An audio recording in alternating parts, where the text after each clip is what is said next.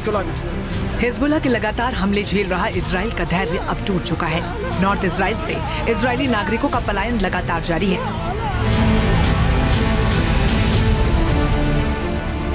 North Israel का एक बड़ा इलाका हिजबुल्लाह के हमलों से खाक हो चुका है, क्योंकि नॉर्थ इजरायली इलाकों पर लगातार हिजबुल्लाह के रॉकेट बरस रहे हैं। खुफिया रिपोर्ट ये भी है कि हिजबुल्लाह और उसे ताकत देने वाले ईरान के खिलाफ इजराइल ने हमले का ब्लूप्रिंट अब तैयार कर लिया है। गोलन हाइट्स में मजदल शम्स इलाके में फुटबॉल मैदान का निर्दोष लोगों का खून बहाने वाले हिजबुल्लाह को इजराइल अब सबक सिखाने के मोड में आ चुका है। यकीन न आए तो इजरायली प्रधानमंत्री बेंजामिन नेतन्याहू के इस बयान को देख लीजिए। नेतन्याहू का कहना है, गोलन हाइट्स रॉकेट हमले के बाद इजराइल चुप नहीं बैठेगा। मतलब साफ है कि इजराइल अब चुप नहीं बैठने वाला है। गोलन हाइट्स पर हिजबुल्लाह के हमले के दौरान इजरायली प्रधानमंत्री अमेरिका में थे। हमले की खबर मिलते ही वो इजराइल लौट रहे हैं, जहां उन्होंने इमरजेंसी वॉर कैबिनेट की मीटिंग बुलाई। इन सब के बीच कहा जा रहा है कि नॉर्थ इजराइल पर हिजबुल्लाह के हमलों से बौखलाए इजराइल ने अमेरिका के साथ ऑपरेशन लेबनान का ब्लूप्रिंट साझा कर लिया है और नेतन्याहू इस बैठक के फौरन बाद हिजबुल्लाह के खिलाफ ग्राउंड ऑपरेशन शुरू कर सकते हैं। पहले चरण में इजरायली सेना लेबनान में ग्राउंड ऑपरेशन शुरू कर सकती है। दूसरे चरण में हिजबुल्लाह के समर्थन में खड़ा ईरान तेल अवीव का टारगेट हो सकता है। हर बीतते घंटे के साथ हिजबुल्लाह इजराइल के लिए संकट बनता जा रहा है, क्योंकि हिजबुल्लाह के मिसाइल और रॉकेट हमलों की रेंज और तीव्रता लगातार बढ़ती जा रही है। ऐसे में हिजबुल्लाह को सबक सिखाना ही इजराइल के पास आखिरी विकल्प बच गया है।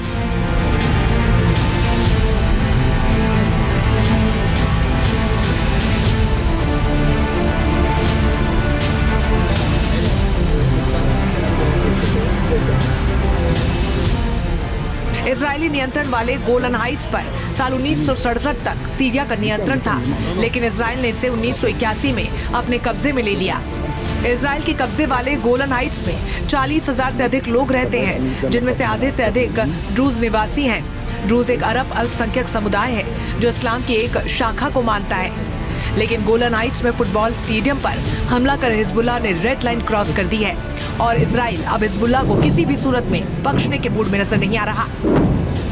ये तस्वीरें इजराइल के नॉर्थ कॉमन के कमांडिंग ऑफिसर एमजी ओरी गॉर्डन, 210वें डिवीजन के कमांडिंग ऑफिसर बीजी यायर पेली के साथ मजदल शम्स में ऑपरेशन सेंटर में स्थिति का जायजा लेने की है।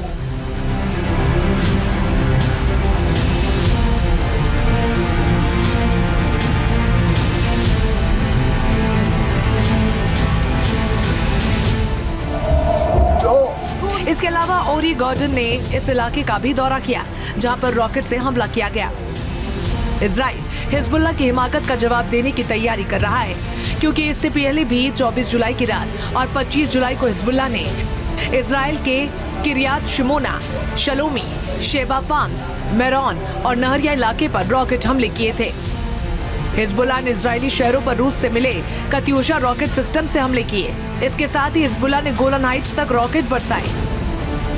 हिजबुल्लाह के हमले का बदला लेने के लिए अब तक इजरायली वायुसेना के फाइटर जेट्स लेबनान पर हमला कर वापस सुरक्षित लौट रहे हैं। लेकिन हाल ही में पहली बार हिजबुल्लाह ने लेबनान की हवाई सीमा में घुसे इजरायली फाइटर जेट को मार गिराने का दावा किया था। 24 जुलाई को इजरायली वायुसेना ने साउथ लेबनान में ऑपरेशन चलाया, लेकिन पहली बार उसे नुकसान उठाना पड़ा, क्योंकि पहली बार हिजबुल्लाह के एयर डिफेंस सिस्टम से इजरायली फाइटर जेट को निशाना बनाया गया। मतलब साफ है कि हिजबुल्लाह ने इजराइल के खिलाफ जंग छेड़ दी है और इजराइल अब इंतकाम की आग में जल रहा है।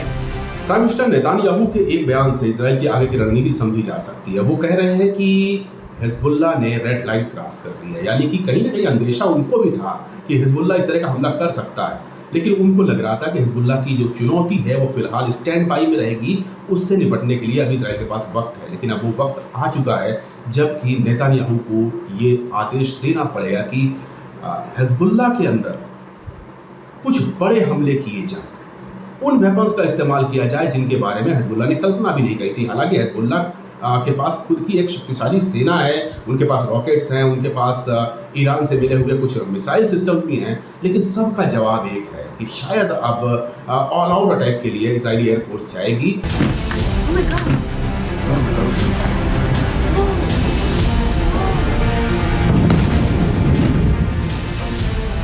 हिजबुल्लाह के लगातार हो रहे हमलों के बीच नेतन्याहू ने अब लेबनान को गाजा बनाने का प्लान एक्टिव कर दिया। ये तस्वीरें इजरायली सेना के एक्शन की हैं।